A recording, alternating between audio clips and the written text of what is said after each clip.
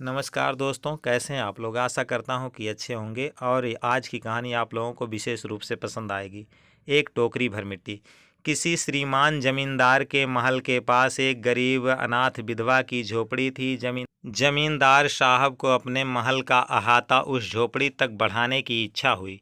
विधवा से बहुतेरा कहा कि अपनी झोपड़ी हटा ले, पर वह तो कई जमाने से वहीं बसी थी। उसका प्रिय पति और इकलौता पुत्र भी उसी झोपड़ी में मर गया था। पतोहू भी एक 5 बरस की कन्या को छोड़कर चल बसी थी। अब यही उसकी पोती इस वृद्ध काल में एकमात्र आधार थी। जब उसे अपनी पूर्व स्थिति की याद आ जाती तो मारे दुख के फूट फूट कर रोने लगती थी। और जब से उसने अपने श्रीमान पड़ोसी की इच्छा का हाल सुना, तब से वह मृतप्राय हो गई थी। उस झोपड़ी में उसका मन लग गया था कि बिना मरे वह वहां से निकलना नहीं चाहती थी। श्रीमान के सब प्रयत्न निष्फल हुए। तब वे अपनी जमींदारी चाल चलने लगे। बाल की खाल निकालने वाले वकीलों की थैली गरम कर उन्होंने अदालत से झोपड़ी पर अपना कब्जा करा लिया और विधवा को वहां से निकाल दिया। बेचारी अनाथ तो थी ही, पास पड़ोस में कहीं जाकर रहने लगी। एक दिन श्रीमान उस झोपड़ी के आसपास टहल रहे थे और लोगों को काम बतला रहे थे कि वह विधवा हाथ में एक टोकरी लेकर वहां पहुंची।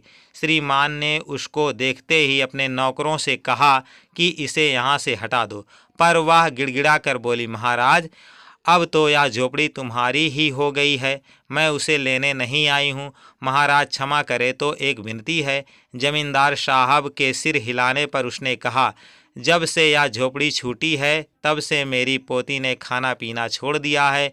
मैंने बहुत कुछ समझाया पर वह एक नहीं मानती। यही कहती रहती है कि अपने घर चल, वहीं रोटी खाऊंगी।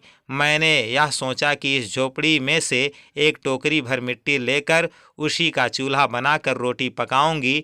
इससे भरोसा है कि वह रोटी खाने लगेगी। महाराज कृपया करके आज्ञा दीजिए तो इस टोकरी में मिट्टी ले जाऊं। श्रीमान ने आज्ञा दे दी। विधवा झोपड़ी के भीतर गई। वहां जाते ही उसे पुरानी बातों का स्मरण हुआ और उसकी आंखों से आंसू की धारा बहने लगी।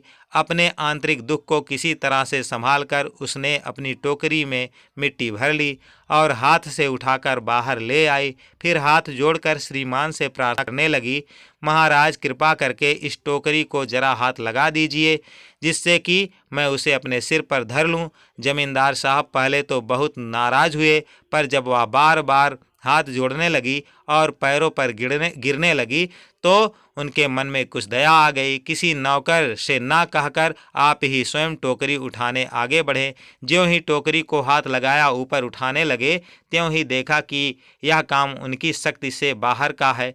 फिर तो उन्होंने अपनी सब ताकत लगाकर टोकरी को उठाना चाहा, पर जिस स्थान पर टोकरी रखी थी वहां से वह एक हाथ भी ऊंची नहीं हुई। वह लज्जित होकर कहने लगे, नहीं, यह टोकरी हमसे नहीं उठाई जाएगी। यह सुनकर विधवा ने कहा, महाराज नाराज ना हो, आपसे एक टोकरी भर मिट्टी नहीं उठाई जाती और इस झोपड़ी में तो हजारों टोकरियां मिट्टी पड़ी है। उसका भार आप जन्म भर क्यों और कैसे उठा सकेंगे? आप ही इस बात पर विचार कीजिए। जमींदार साहब धन मद में अपना कर्तव्य भूल गए थे, पर विधवा के उपयुक्त वचन सुनते ही उनकी आंखें खुल गई। कृतकर्म का पश्चाताप कर उन्होंने विधवा से क्षमा मांगी और उसकी झोपड़ी वापस कर दी। धन्यवाद दोस्तों। कहानी कैसे लगी कमेंट बॉक्स में ज़रूर बताएं और इस वीडियो को लाइक, शेयर और सब्सक्राइब कीजिए चैनल को। धन्यवाद दोस्तों।